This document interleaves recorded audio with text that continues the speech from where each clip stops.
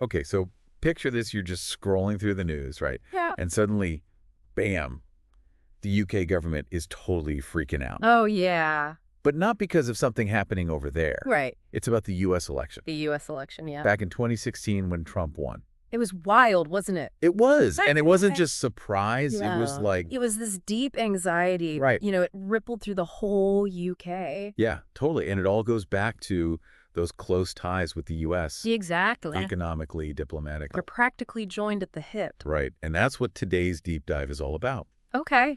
We're looking at an article that analyzes the UK's reaction. Interesting. We'll get into those economic fears, the political maneuvering, Right. and even a curveball with the Amish. What else? I know. Crazy, right? That is unexpected. It really shows you how interconnected the world is. It does. These events that seem so far away, Yeah. they can have ripple effects you wouldn't believe. Absolutely. So let's start with the economic side. Okay.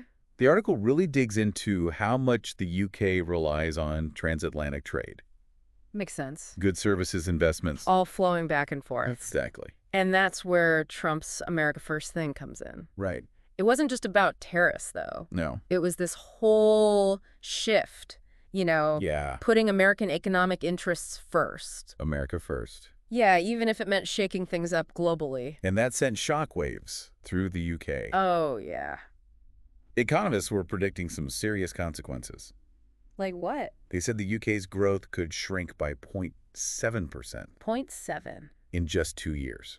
Wow. That's not just a number on a spreadsheet, though. Right, what does that actually mean for people? Exactly what does it mean? Well, think about it. Price hikes on everyday things. Ugh, yeah. Businesses struggling to import what they need. And this is all happening as Brexit is looming, too. Oh, man. So there's already all this uncertainty. Talk about a recipe for disaster. Right. It was a recipe for economic instability. Yeah. And that had everyone on edge. Understandably. Okay, so the economy's rattled. Right. But then you've got the politicians, Oh, boy. and things get, What? well, Yeah. interesting. Interesting is one word for it. Remember all those UK politicians who criticized Trump during the campaign? Oh, yeah. They were pretty vocal, weren't they? They were, and then suddenly they're rushing to congratulate him, smooth things over. It was quite the turnaround. It was a total diplomatic dance. They had to do something. Right, it's like they had two completely different scripts. Like one for if he lost and one for if he won. Exactly. Take Keir Starmer, for example. The labor leader. Yeah, he called Trump odious. Odious. But then, what does he do? Sends a message of goodwill. It makes you wonder It does. about the nature of politics, And that global stage. Yeah, balancing personal views with international relations. Do you think they genuinely panicked? Maybe. Or did they have a plan all along? Honestly, Yeah. probably a bit of both. Right. I mean, it shows you how tricky global politics can be. Especially with someone like Trump in the mix. Oh, yeah, he was a wild card. And it wasn't just the UK trying to figure out their next move. No. Leaders around the world had a whole range of reactions. Right. Some loved it, some hated it. You had Viktor Orban in Hungary celebrating, Yeah. while Justin Trudeau in Canada was much more cautious. Totally different approaches. It really highlighted that global divide on Trump. Absolutely. And for the UK, this wasn't just about optics. Right. There were some serious potential consequences. Like what kind of consequences? Well, think about NATO funding. Okay. Yeah. Or changes to military alliances. Mm-hmm. Suddenly, the UK's relationship with the US, Which had always been so solid. exactly that bedrock of their foreign policy, Yeah. it was thrown into question. They had to rethink everything. They did. Wow. And while all this is happening, Yeah. the media's role becomes really important. Of course, shaping public perception. And this article points to some pretty significant media bias. Oh, really? Yeah, during the election. Interesting. Reports suggest that liberal candidates and policies Uh-huh. got a whopping 78% positive coverage 78%. compared to just 15% for conservative ones. Wow. That's a huge difference. It makes you wonder how much that skewed people's understanding. Yeah. Did people even get a balanced view? It raises questions, for sure. It does make you think about how media bias shapes things. Whether it's intentional or not, Right. it affects how we see the world. Absolutely. And just when you think this story can't get any weirder, Oh, no. there's a twist involving the Amish. What? The Amish? I know, right? That's crazy. You have this community known for staying out of politics, Right. but they showed up in big numbers to support Trump. Serious. 880,000 Amish voters. No way. It really challenges our assumptions. It does. These hidden voter groups, Right. they can have a surprising impact. You never know who's going to swing things. And their involvement was especially felt in key states, Like where? like Pennsylvania, which Trump won by a tiny margin. Wow, so they really made a difference. They did. It shows that sometimes the polls and the experts, Yeah. they miss these undercurrents. Totally. Those unexpected influences can really shake things up. They can and did. Wow, what a story. It is, and we're just getting started. Okay, I'm ready for more. So we've got the economic tremors, the political flip-flops, the media bias, and even the Amish factor. That's a lot to unpack. It's clear that Trump's win. Yeah. It wasn't just some U.S. news blip. Yeah. It really threw the UK's future into question. It forced them to face some hard truths Like what? about their vulnerability Okay. and how global power was shifting. So if you were advising the UK government back then, knowing what we know now, Yeah. what's the one thing they should have done differently? That's the million-dollar question, isn't it? It is. Historians and political scientists are still debating it. No easy answers. No, but I think clear strategic thinking would have been key. Okay, break that down for us. Sure. What does that actually look like? Instead of reacting emotionally. Which is understandable. Oh, absolutely. Given the shock, Right. they needed to step back, Okay. assess the real risks and opportunities. With a Trump presidency. Exactly. How could they use their strengths, Yeah. their relationships, to minimize the downsides? And maybe even find some upsides. Right.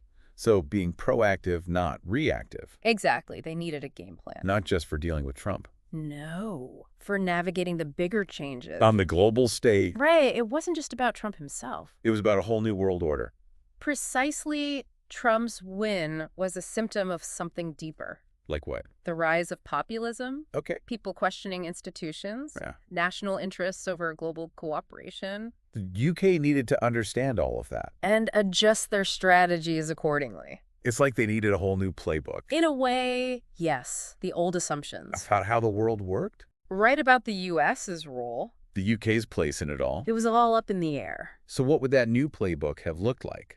Well, for one thing, diversifying their ties. Economic and diplomatic. Exactly. They couldn't rely on the U.S. anymore. So forging new alliances. Yes, building new bridges. Okay, what about on the home front? How should they have handled the political fallout? The public anxiety. All of that. They needed to communicate clearly, With their people, acknowledge the challenges, but also emphasize their commitment. to protecting the UK's interests. So transparency and reassurance. Right, projecting confidence and direction. Even amidst uncertainty. Exactly. That sounds tough. It was. And to be fair, Yeah. there's no guarantee any strategy would have been perfect. Right. Trump was unpredictable, He was. and the world was changing fast. But having some kind of plan It's always better than nothing. gives you someone to work with. Exactly. You can anticipate challenges, seize opportunities, Navigate the choppy waters. with more Okay, let's zoom out for a second. Okay. What are the bigger lessons here? from the UK's experience with Trump. Yeah. What can we learn? I think the biggest takeaway Yeah. is recognizing how interconnected we are. The world. Yes. What happens in one country affects others? Especially with globalization. Exactly. We're all in this together. For better or worse. Right. And second, we need to be prepared for the unexpected. The old rules don't always apply anymore. No, the rise of populism, the shifting power dynamics. Technology changing so fast. It's a more volatile world. So adaptability and resilience. Those are key. And finally, Yeah. we need critical thinking, Okay. informed debate Not just accepting what we hear. from politicians or the media. We need to question things. Consider different perspectives. And make up our own minds. Be informed and engaged citizens. Because ultimately, Yeah. the future isn't something that just happens. No, we create it through our choices. Well said. This deep dive has given us a lot to think about. Yeah. It's amazing how one event can have so many ripple effects. And how those effects continue to shape us. It's a reminder that history isn't just in textbooks. It's a living process. We're all part of it. And the choices we make today shape tomorrow. Okay, time to wrap things up. Sounds good. But before we do, Yeah. a final thought-provoking question. Okay, I'm ready. Imagine you're in the UK back in 2016. Okay. You're grappling with Trump's victory. Right. Knowing what you know now, Yeah. what would you have done differently? What a great question. I hope it gets our listeners thinking. Me too. So, as always, we want to hear from you. Absolutely. Share your thoughts, insights, alternative histories. On social media We're eager to continue this conversation. and explore this pivotal moment. Thanks for joining us on this deep dive. It's been a pleasure. Until next time, Tig. Keep exploring, keep questioning, keep learning. And remember, the past isn't just prologue. It's a guide to navigating the present and shaping the future. It's easy to get caught up in the what-ifs, you know? It is, but like you said, Yeah. it's about using those lessons. To move forward. Exactly. Hindsight is only valuable if we actually apply it. So, thinking about our listener, Yeah. what's the one big takeaway You want them to walk away. from this deep dive? I'd say the most crucial thing Yeah. is recognizing that the world, it's constantly changing Okay. and interconnected. Right. What happens in one place can affect us all. It's like we're all part of this. It's like a giant web. A You web. tug on one thread and On the the- whole structure feels it. Exactly. And that What means does it mean? we can't just sit back. Right. We have to be informed, engaged Exactly. in shaping the What world, world do we want? taking ownership, understanding we have agency. That our choices matter. Absolutely. Mm. We're not just passengers No. on this spaceship. We're part of the crew. Yeah. We have to help steer it. That's a great analogy. And it leads me to my final thought-provoking question. Okay, hit me. Imagine you're back in 2016.